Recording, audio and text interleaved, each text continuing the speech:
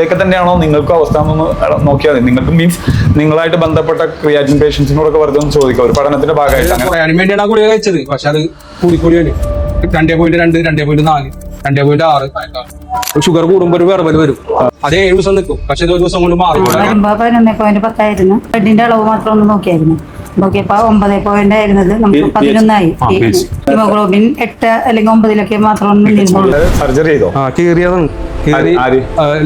Doctor കീറി അത് തുളച്ച് അതിന്റെ അകത്തോടുത്ത് കളഞ്ഞതാണ്. വരുമ്പോൾ ഈ കാലിങ്ങനെ വീർത്തിരിക്കണായിരുന്നു.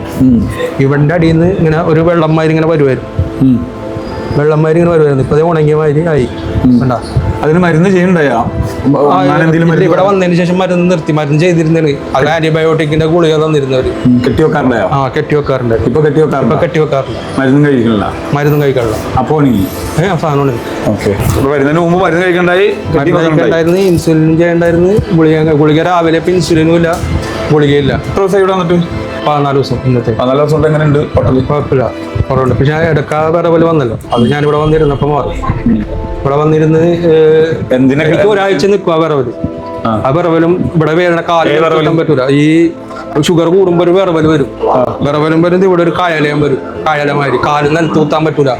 കാല് നിലത്തു ഭയങ്കര വേദനയാണ്. അത് 7 ദിവസം നിൽക്കും. പക്ഷെ ഇത് 1 ദിവസം കൊണ്ട് മാറി. ഇവിടെ എന്ന് പറഞ്ഞാലേ ഇതൊരു പഠനത്തിന്റെ ഭാഗമായിട്ട് കൂട്ടിയാൽ മതി. ഇപ്പൊ അദ്ദേഹം ക്രിയാറ്റിൻ ഉണ്ടോ എന്നൊക്കെ നോക്കാൻ പറയും. പലരും ഈ മരുന്നൊക്കെ കുടിക്കണല്ലേ, ഷുഗറിനൊക്കെ മരുന്ന് കുടിക്കണവർക്ക് ഇടയ്ക്കിടയ്ക്ക് ഇങ്ങനെ കാലിൽ നീര് വരാ, ശരീരത്തിൽ ഇങ്ങനെയൊക്കെ വരുമ്പോൾ നമ്മൾ പൊതുവിൽ പറയാവുന്ന ചെക്ക് ചെയ്ത് ക്രിയാറ്റിൻ ചെക്ക് ചെയ്ത് നോക്കാൻ പറയും. അപ്പൊ അങ്ങനെ പുള്ളി ചെക്ക് ചെയ്ത് നോക്കി. ഇതൊക്കെ തന്നെയാണോ നിങ്ങൾക്കും അവസ്ഥ എന്നൊന്ന് നോക്കിയാൽ മതി. നിങ്ങൾക്ക് മീൻസ് നിങ്ങളായിട്ട് ബന്ധപ്പെട്ട ക്രിയാറ്റിൻ പേഷ്യൻസിനോടൊക്കെ വെറുതെ ഒന്ന് ചോദിക്കുക, ഒരു പഠനത്തിന്റെ ഭാഗമായിട്ട്. അങ്ങനെയാണെങ്കിൽ താഴെ ഒന്ന് കമന്റ് ചെയ്യുന്നത് നല്ലതാണ്. നിങ്ങൾ മരുന്ന് കുടിക്കുന്ന സ്റ്റാർട്ടിംഗ് ടൈമിൽ, അതായത് ക്രിയാറ്റിൻ കണ്ടുപിടിച്ചു, ആ കണ്ടുപിടിച്ചതിന് ശേഷം ഇത്രയായിരുന്നു, ഇപ്പോൾ 1 ആയിരുന്നു ക്രിയാറ്റിൻ കണ്ടുപിടിച്ചപ്പോൾ.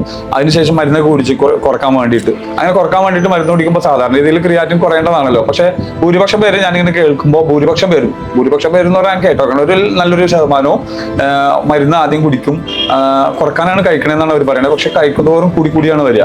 അങ്ങനെ തന്നെ എല്ലാവരും നിൽക്കും. അപ്പോൾ നിങ്ങൾക്ക് അങ്ങനെ തന്നെയല്ലേ? അങ്ങനെ തന്നെയായിരുന്നു. ഈ ഇദ്ദേഹത്തിന് മരുന്ന് കുടിക്കുമ്പോൾ സാധാരണ സ്റ്റാർട്ടിങ്ങിൽ എത്രയായിരുന്നു? സ്റ്റാർട്ടിങ്ങിൽ എനിക്ക് 3 ആയിരുന്നു.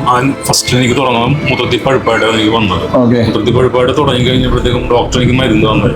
അപ്പൊ സ്റ്റാർട്ടിങ്ങിൽ 3 ആയിരുന്നു മരുന്ന് തന്നു. അങ്ങനെ പിന്നെയും പ്രശ്നമായി. ആ പ്രശ്നമായി കഴിയുമ്പോൾ ക്രിയാറ്റിൻ കണ്ടു, ക്രിയാറ്റിന് മരുന്ന് തന്നോ? ക്രിയാറ്റിന് ലോക്കൽ ഡോക്ടേഴ്സ് എനിക്ക് മരുന്ന് തന്നായിരുന്നു. മരുന്ന് തന്നു കഴിഞ്ഞപ്പോഴത്തേക്കും ഞാൻ ഷുഗറിന്റെ ഡോക്ടറെ കാണിച്ചു കഴിഞ്ഞപ്പോഴത്തേക്കും ഷുഗറിന്റെ ഡോക്ടർ പറഞ്ഞ് ഷുഗർ കൂടിയതുകൊണ്ടാണ് അങ്ങനെ വന്നിരിക്കുന്നത്, ക്രിയാറ്റിൻ മരുന്ന് നമുക്ക് നിർത്താമെന്ന് പറഞ്ഞു അയാൾ മരുന്ന് കുറപ്പിച്ചു. നല്ല മനുഷ്യനാണ്. കാരണം ക്രിയാറ്റിന് വേണ്ടി മരുന്ന് കഴിക്കണ്ടെന്ന് പറഞ്ഞല്ലോ. എന്നിട്ട് ഇത് കഴിച്ചു കഴിഞ്ഞിട്ട് ഞാൻ ഛർദിലായിരുന്നു. ഛർദിൽ കഴിഞ്ഞപ്പോഴത്തേക്ക് എനിക്ക് വീണ്ടും സംശയം വന്നു. വീണ്ടും ചെക്ക് ചെയ്ത് നോക്കി കഴിഞ്ഞപ്പോഴത്തേക്കും ആ 3 എന്നുള്ളത് പെട്ടെന്ന് 2 പോയിന്റ് കൂടി കൂടിയൊക്കെയാണ്. അങ്ങനെ കൂടി കഴിഞ്ഞപ്പോഴത്തേക്കും ഞാൻ 5 അപ്പൊ കഴിഞ്ഞപ്പോൾ ഇത്രയാണെന്ന് പറഞ്ഞപ്പോഴത്തേക്കും അവിടുന്ന് ട്രീറ്റ്മെന്റിലേക്ക് അവർ തന്ന് മരുന്നില്ല ഇതിന്, നിങ്ങൾക്ക് ഇത് നമുക്ക് തുറക്കാൻ പറ്റുമെന്ന് നോക്കാമെന്ന് മാത്രമേ പറഞ്ഞത്. എന്ന് പറഞ്ഞാല് ക്രിയാറ്റിന് മരുന്നില്ല എന്നാണോ അവര് പറയണേ? അവര് പറഞ്ഞത് ക്രിയാറ്റിൻ കുറയ്ക്കാൻ മരുന്നില്ല എന്ന് പറഞ്ഞു. കുറയ്ക്കാനായിട്ട് മരുന്നില്ല. പിന്നെ ആന്റിബയോട്ടിക്സ് ഡെയിലി ചെയ്യേണ്ടി വരും. അതിൽ 5 ദിവസം കിടക്കേണ്ടി വരും. പക്ഷെ അവർ അതൊന്നും ചെയ്തില്ല. അത് ചെയ്യുന്നതിന് പകരം ഇവര് അവസാനം കൊണ്ടെത്തിച്ചത് ശരിക്കും പറഞ്ഞാൽ 8 പോയിന്റ് നീട്ടിലിരുന്നു പറഞ്ഞു ഡയാലിസിസ് ചെയ്യാതെ. ഞാൻ പേടിച്ചിട്ട് ഞാൻ ചികിത്സ മതിയായിക്കൊണ്ട് പറഞ്ഞു കഴിഞ്ഞപ്പോഴത്തേക്കും 1 മാസത്തേക്കും മരുന്ന് എനിക്ക് തന്നായിരുന്നു. കറക്റ്റ് 1 മാസം ഞാൻ മരുന്ന് കഴിച്ചു കഴിഞ്ഞപ്പോഴത്തേക്കും ഈ 8 നിന്ന സംഭവം പിന്നെ അത് 11 എനിക്ക് മാറിയത്. ഈ പറഞ്ഞ ഹോസ്പിറ്റലിൽ ചെന്നപ്പോ ക്രിയാറ്റിന് മരുന്ന് തന്നു. ക്രിയാറ്റിന് മരുന്നില്ല, ഇതുപോലെ തന്നെ സെയിം ഇതേ തന്നെ തന്നു. എന്റെ ബ്ലഡ് കംപ്ലീറ്റ് ക്രിയാറ്റിന്റെ മരുന്ന് വേണ്ടാന്ന് തന്നെയാണ് അവിടെ പറഞ്ഞത്. ബ്ലഡ് പരിശോധിച്ചിട്ട് ബ്ലഡിൽ എന്തെല്ലാം കുറവുകളുണ്ടോ അതിനെല്ലാത്തിനും മരുന്ന് വെച്ച് എനിക്ക് 11 തരം മരുന്ന് എനിക്ക് തന്നു. അവിടെ ഇപ്പോഴും അടുത്തുണ്ടായിരുന്നു. ആ മരുന്ന് കുടിക്കുന്നതോറും പിന്നെയും ക്രിയാറ്റിൻ കൂടിയൊക്കെയാണ്. ലാസ്റ്റ് ഇപ്പൊ ഇവിടെ വരുമ്പോ ക്രിയാറ്റിൻ എത്രയിലായിരുന്നു? 11.10 എന്ന് പറഞ്ഞാൽ നിലവിൽ ഈ മരുന്നുകൾ കഴിക്കുന്നത് സത്യത്തിൽ ക്രിയാറ്റിൻ കുറക്കാനാണോ കൂട്ടാനാണോ എന്നുള്ളതാണ്. ചില ഡോക്ടർമാർ പറയുന്നത് ക്രിയാറ്റിൻ മാറാൻ മരുന്നില്ല എന്ന് പറയുന്നു. ഇപ്പോൾ എൻ്റെ അടുത്ത് വരുന്ന രോഗികളിൽ കുറെ ആളുകൾ അങ്ങനെ പറയണേ. ചില നല്ല ഡോക്ടർമാർ പറയുന്നു ക്രിയാറ്റിൻ കുറക്കാൻ മരുന്നില്ല എന്ന് പറയുന്നു. എന്നിട്ട് വേറെ എന്തൊക്കെയോ സെറ്റപ്പിൽ അഡ്ജസ്റ്റ് ചെയ്യാന്നൊക്കെ പറയുന്നുണ്ട്. പക്ഷെ അവർക്ക് അപ്പോഴും ക്രിയാറ്റിൻ കുറയുന്നില്ല. അതേപോലെ തന്നെ ഈ പറഞ്ഞ പോലെ ചില ആളുകൾക്ക് ക്രിയാറ്റിൻ കുറക്കാൻ വേണ്ടി മരുന്ന് കൊടുക്കുന്നുണ്ട്, എന്നിട്ട് ക്രിയാറ്റിൻ കുറയുന്നില്ല, കൂടുന്നതാണ്. ഞാൻ കേൾക്കുന്നതാണ് ഇങ്ങനെ. ഇനി നിങ്ങൾ എങ്ങനെ കേൾക്കണേ എന്നുള്ളത് നിങ്ങളുടെ പരിസരത്തുള്ള ക്രിയാറ്റിനായി ബന്ധപ്പെട്ട കിഡ്നി രോഗികളായിട്ട് ബന്ധപ്പെട്ടവരെയൊക്കെ നിങ്ങളൊന്ന് വെറുതെ ഒന്ന് ഒബ്സർവ് ചെയ്തിട്ട് താഴെ ഒന്ന് കമന്റ് ചെയ്താൽ നന്നായിരിക്കും. കാരണം ഇതൊന്നും പഠനത്തിന്റെ ഭാഗമായിട്ട് കൂട്ടിയാൽ മതി. വരുമ്പോൾ അവസ്ഥ എന്തായിരുന്നു? വരുമ്പോ 11.10 നമ്മ ഒരു 6 സിറ്റിംഗ് ഒക്കെ കഴിഞ്ഞതിന് ശേഷം മാത്രമാണ് ബ്ലഡിന്റെ അളവ് മാത്രം ഒന്ന് നോക്കിയായിരുന്നു. നോക്കിയപ്പോ 9 ആയിരുന്നത് നമുക്ക് 11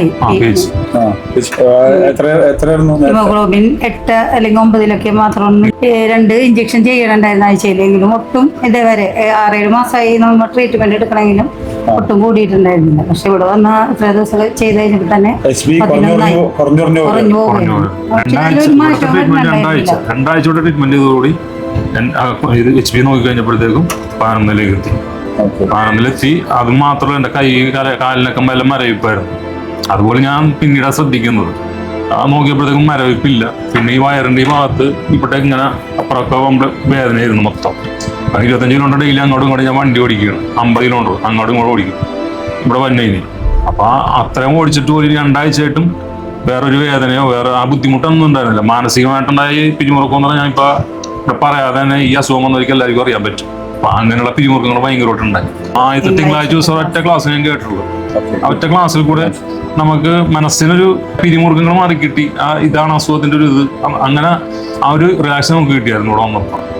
പിന്നെ എൻ്റെ അസുഖങ്ങൾക്ക് ഉണ്ടായിരുന്ന കുറവുകൾ ഇങ്ങനെ കാര്യങ്ങളൊക്കെ ആയിരുന്നു. പിന്നെ ക്രിയാറ്റിൻ ഇത്ര കുറഞ്ഞ്. അപ്പൊ ഒരു ചലനം 2 ആശുപത്രി കാണിച്ചിട്ട് ഒരു ചലനം പോലും ഉണ്ടായിരുന്നുണ്ട്. ഇവിടെ വന്നു കഴിഞ്ഞപ്പോഴത്തേക്കും 2.2 നമുക്ക് അത്രയും കുറഞ്ഞ് കിട്ടിയല്ല. അത് തന്നെ വലിയൊരു ഇതായിട്ടാണ് കാണുന്നത്.